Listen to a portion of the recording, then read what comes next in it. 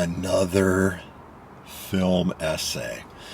The next one is going to be about, look for it, it's going to come early September to mark the 15-year anniversary of when I first saw one of my favorite films of all time, Never Let Me Go. I'm going to do a film essay on that. That was going to be this.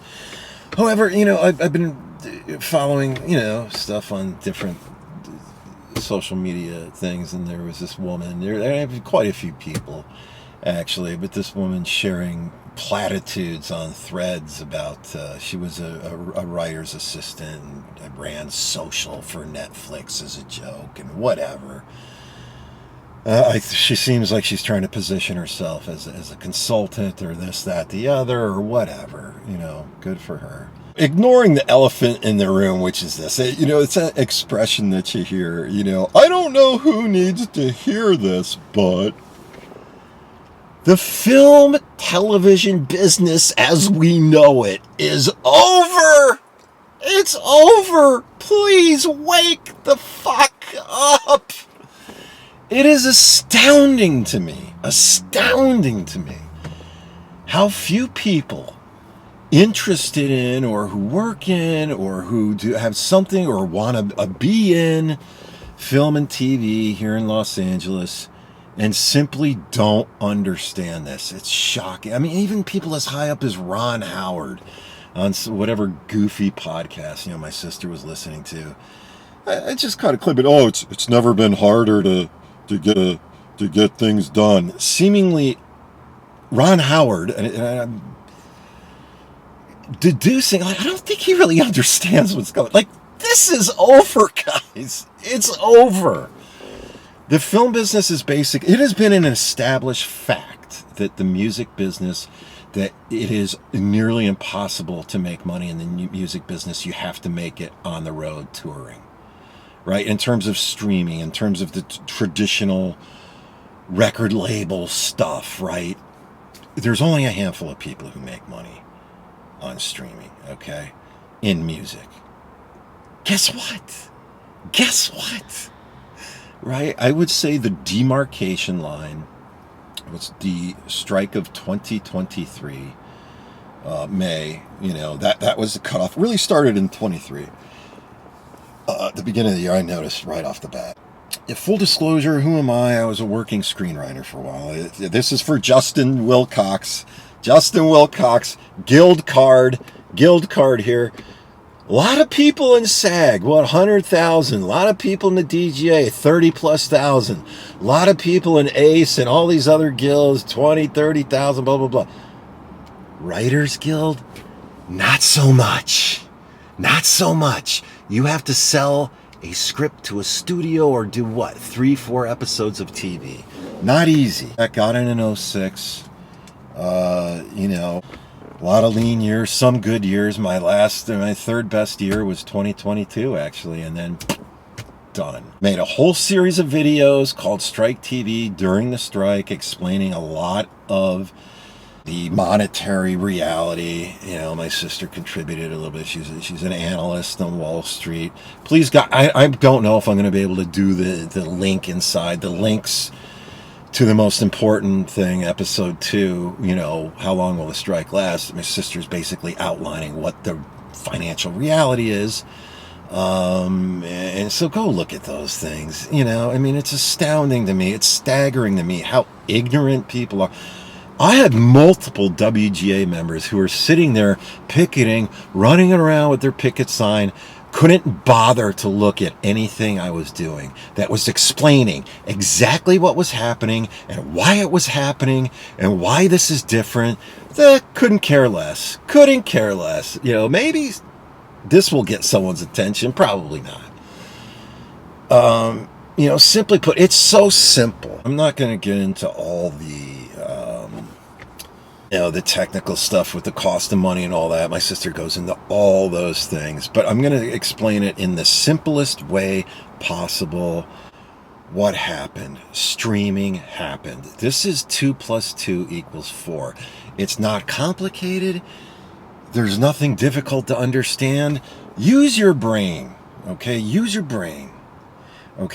You understand that films and TV at a professional level, at a studio type level, streamer type level, is expensive to make, right? The cameras, the Arri Alexa, the Sony Venice, all whatever, the crew, the actor, it's not cheap to make, right? Especially when you're doing it at a bigger level and so on and so forth. Okay, you're taking a bunch of those things that are expensive to make, you're putting them all together, okay, and then you're charging a subscription fee, right? A subscription fee. Do the fucking numbers in your head. It's not rocket science. Take a look at MoviePass. Does anybody remember MoviePass from years ago? Right? Oh, you just pay $7. You get to go to as many movies as you want. What could be the problem? Netflix and Hulu and HBO Max and all these stuff, they are all versions of MoviePass. Think about it. Oh, they give you this bullshit. Oh, once we have your credit card, we're going to know how to monetize it. How did that work out? Oh, we'll figure it out. Oh, now you can only see X amount. No, they're completely out of business. I mean, the theatrical experience. There were a whole slew of things that could have, been different. That's a different discussion, handled differently. The studios could have approached us differently. Whatever. That's for another day. We're talking about the reality where we are right now. It just was never profitable.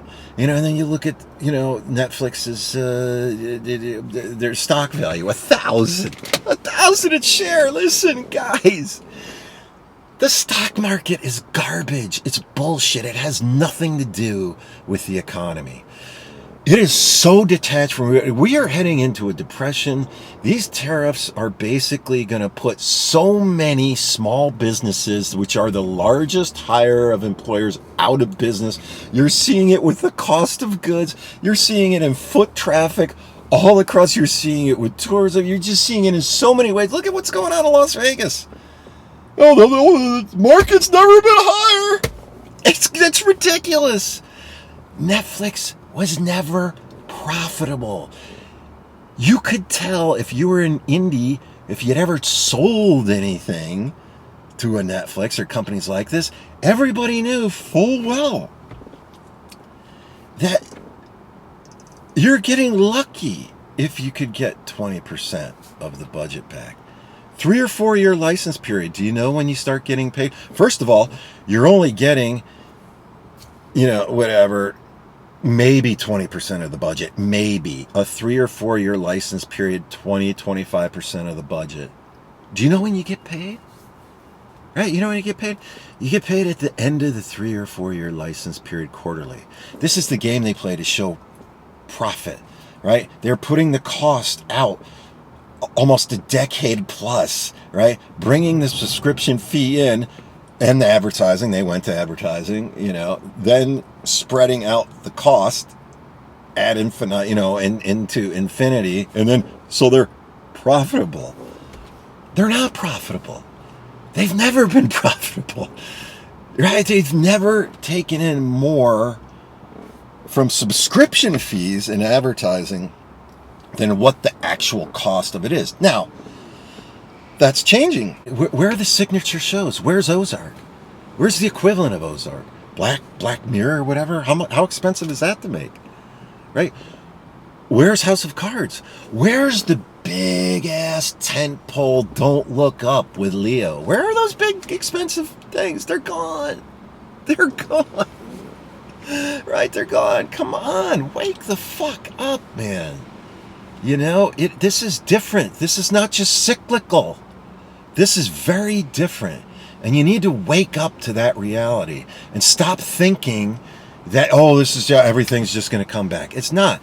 There are ways to approach it. There are ways to be sustainable, but you have to completely rethink your understanding of what's going on right